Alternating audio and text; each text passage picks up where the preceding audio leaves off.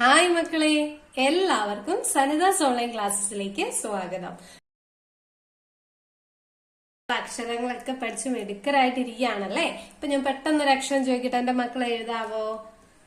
ഒന്ന് എഴുതിക്കേ. കാ എഴുതിക്കേ. എഴുതിയോ? ഓക്കെ, വീഡിയോ പോസ്റ്റ് ചെയ്ത് വെച്ചിട്ട് എഴുതിക്കോളുക. ഇതാണോ മക്കളെ എഴുതിയത്? Very good. അപ്പൊ നമുക്കൊന്ന് താ എഴുതിയാലോ? വീഡിയോ പോസ്റ്റ് ചെയ്തൊക്കെ എഴുതാം. നിങ്ങൾ എഴുതിയത് ഇതാണോ മക്കളെ?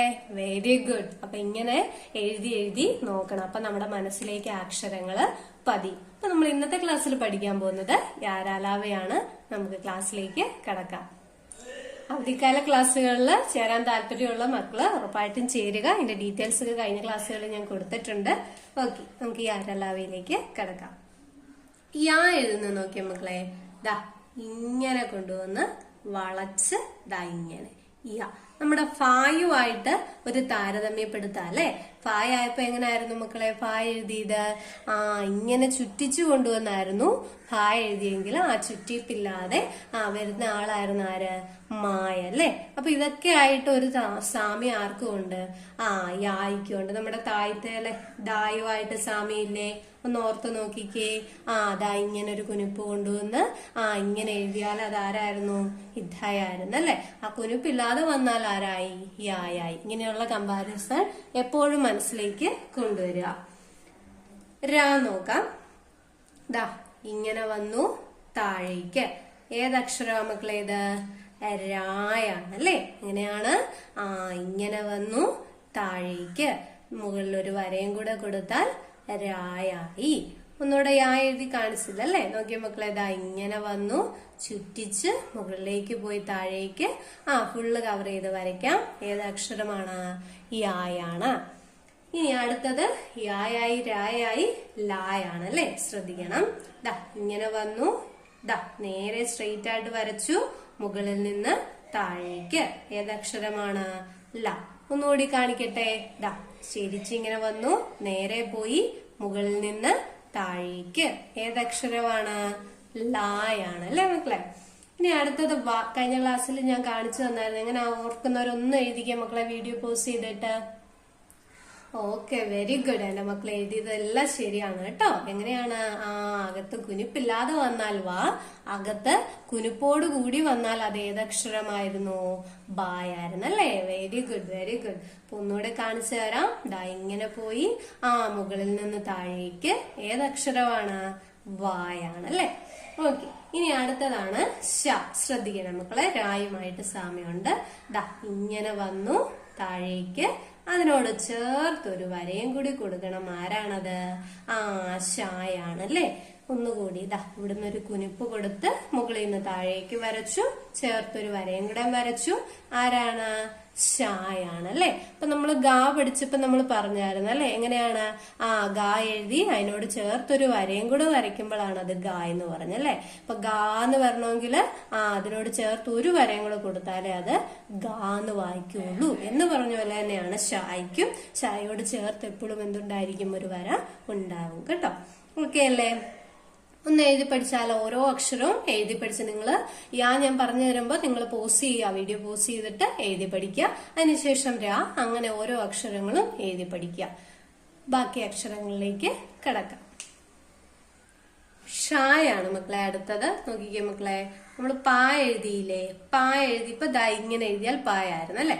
നടുക്ക് ദാ ഒരു വരയും കൂടെ കൊടുത്താൽ അത് ഏതക്ഷരമായി മക്കളെ? ഷായായി കേട്ടോ. ഒന്നുകൂടി കാണിക്കട്ടെ. ദാ പാ എഴുതുക, നടുക്കൊരു വര കൊടുക്കുക അല്ലെ. എന്ത് എളുപ്പമാ? ഷായായി അല്ലേ. ക്ലിയർ അല്ലേ? അടുത്ത അക്ഷരം നോക്കാം. സ. നോക്കിയോ മക്കളെ, ദാ ഇങ്ങനെ എഴുതി ഇങ്ങനെ വരച്ചു.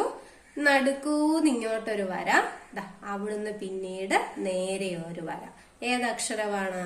സായാണ് അല്ലെ. ഒന്നുകൂടി കാണിക്കാം. ദാ ഇങ്ങനെ വരച്ചു, ഇങ്ങനെ പോയി നടുക്കൂന്ന് മുകളിലേക്ക്. ഏതക്ഷരമാണ്? സായാണ് അല്ലെ. ക്ലിയർ അല്ലേ? അടുത്ത അക്ഷരം നോക്കാം.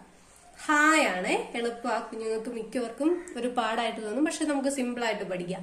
ദാ ഒന്ന് എഴുതുക, എന്നിട്ട് നമ്മൾ ഒരു എസ് എഴുതി. ഓക്കെ അല്ലേ?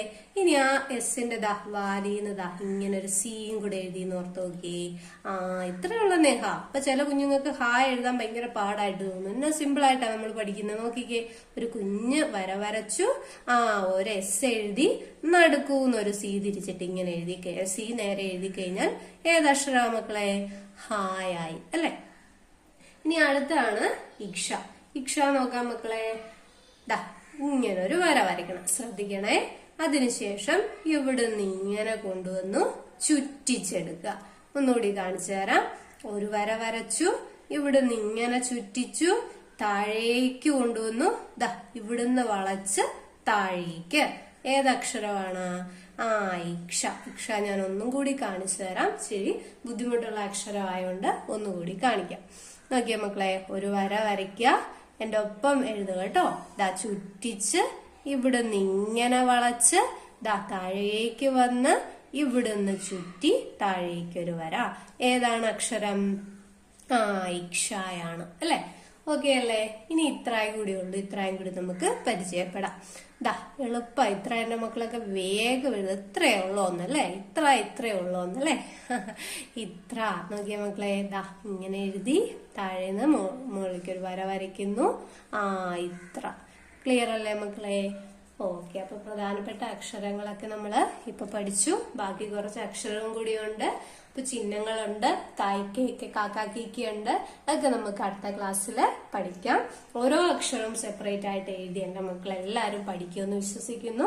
അവധിക്കാല ക്ലാസ്സിൽ ജോയിൻ ചെയ്യാൻ ആഗ്രഹിക്കുന്നവർ മറക്കാതെ തന്നെ നമ്മുടെ ക്ലാസ്സിലേക്ക് ജോയിൻ ചെയ്യുക. ഓക്കെ മക്കളെ, അപ്പൊ എല്ലാരും സന്തോഷമായിട്ടിരിക്കുക. അവധിയൊക്കെ അഴിച്ചു പൊളിക്കുക.